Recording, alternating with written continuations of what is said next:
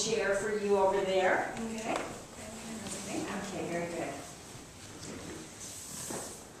Would you like to take your coat off and be a little more comfortable? Sure.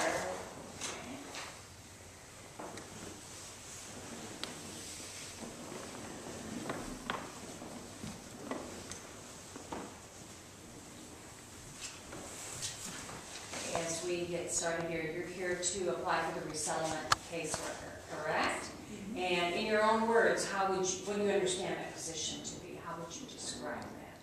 The position would be going into the area of assisting refugees and vulnerable individuals who have been through man-made disasters or natural disasters. And as the vision and mission state, assisting them in transforming them socially, economically, and spiritually.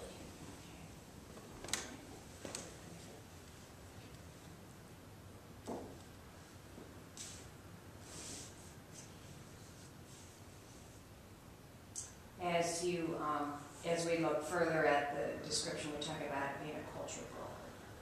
What does a cultural broker mean to you? A cultural broker would be someone who interacts with cultural individuals and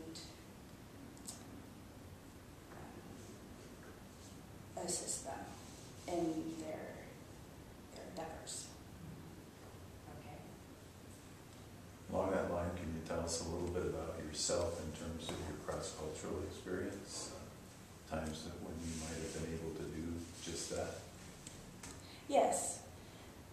As my resume says, I've been to Central America and Asia and Europe and Africa. And in those areas, I've been able to connect with individuals of different statuses, different areas, and giving them just basic health care, connecting with them socially, maybe not so much meeting their needs as an unprofessional individual, because those have all been just personal missions, but just being there and giving what I can.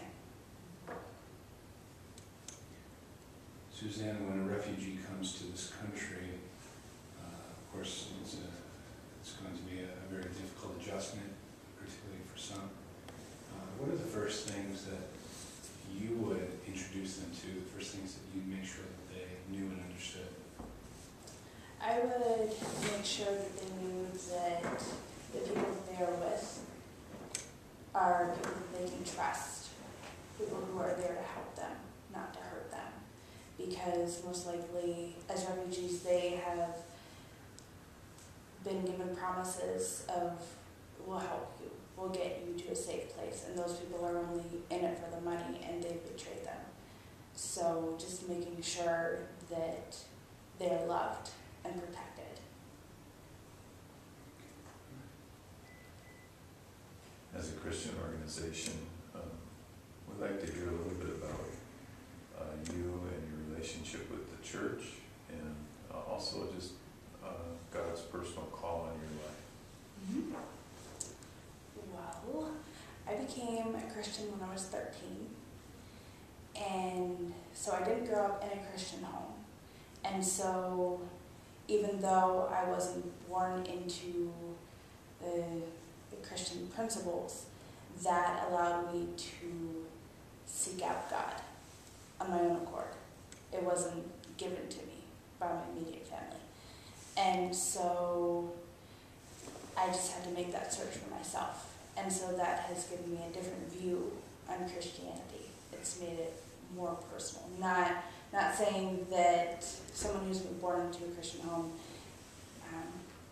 doesn't have a personal faith, but it's a different aspect. And so I've been through a lot, as a Christian, and so that has allowed me to seek out God even further and understand that through these hard times I can reach out to people with more compassion and with more understanding. With the experiences you had overseas, and you mentioned a few of the countries that you have been, what would be one or two things that you learned in those trips that prepare you well for this job?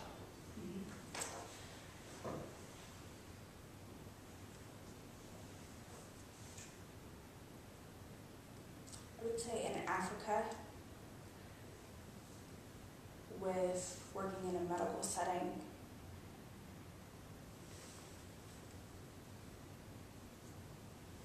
I learned that it's not always as strict as it is in this country to get medicine to individuals. There's not as much screening, there isn't as much dealing with insurance companies. And on the other side of that, I've learned that along with medication, there is a huge need for nutrition, because a lot of, like, in their diet, specifically in Africa, in West Africa, they have very high blood pressure, and so they need to learn how to eat correctly. So that was something that I learned in the clinical setting.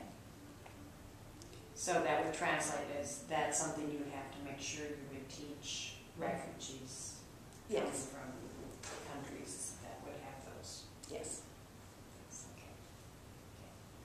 As our time is growing to a close here, do you have questions for us? Yes, I do.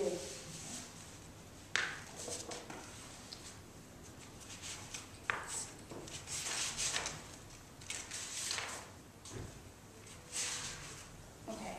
In the hiring process, what specifically are you looking for when you look for future employees? Like, what kind of person, what kind of capabilities they have?